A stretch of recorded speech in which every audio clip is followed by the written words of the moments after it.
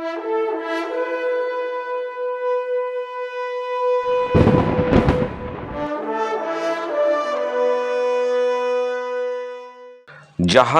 কামান মুঘল সম্রাট শাহজাহানের আমলে তৈরি একটি বিশাল ঐতিহাসিক কামান, যার অর্থ পৃথিবী ধ্বংসকারী বা জগৎ বিজয়ী। এটি পশ্চিমবঙ্গের মুর্শিদাবাদের তোপখানা এলাকায় অবস্থিত। প্রায় 400 বছরের পুরনো।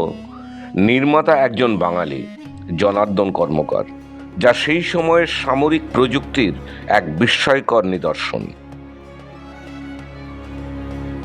নমস্কার বন্ধুরা, আপনারা দেখছেন আপনাদের প্রিয় রিতেন ভিশন। আর আজকের বিষয় জাহানকোষা কামান, যা বাংলার নবাবী আমলের যুদ্ধাস্ত্রের একটি উল্লেখযোগ্য নিদর্শন। চলুন তাহলে শুরু করা যাক। মধ্যযুগে বাঙালি কারিগরদের খ্যাতি ছিল সমস্ত ভারতীয় উপমহাদেশ জুড়ে। তাদের বানানো উন্নত মানের সব জিনিসপত্র বণিকদের মাধ্যমে সারা বিশ্বে পাড়ি দিত। বাঙালি কারিগরদের কদর করতেন মুঘল সম্রাটরাও। জনার্দন কর্মকার ছিলেন বাংলার এমনই এক দক্ষ কামার। তাঁর বানানো এক ভয়ঙ্কর কামান এই জাহানকোষা কামান। বাংলার নবাবী আমলের যুদ্ধাস্ত্র যে কত উন্নত মানের ছিল, এই তোপ তারই প্রমাণ। জাহানকোষা শব্দের অর্থ হল পৃথিবী ধ্বংসকারী।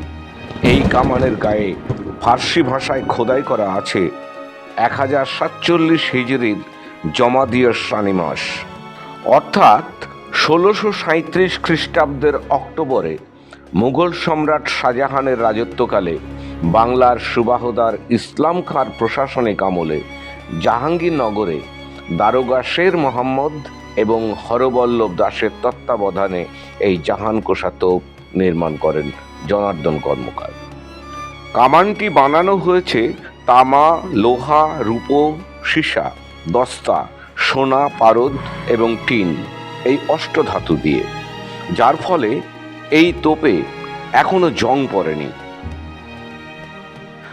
জাহানকোষা তোপ দৈর্ঘ্যে প্রায় 5.5 মিটার এবং ওজন 7 টনেরও বেশি। একবার গোলা দাগার জন্য 17 কিলো বারুদের প্রয়োজন হতো।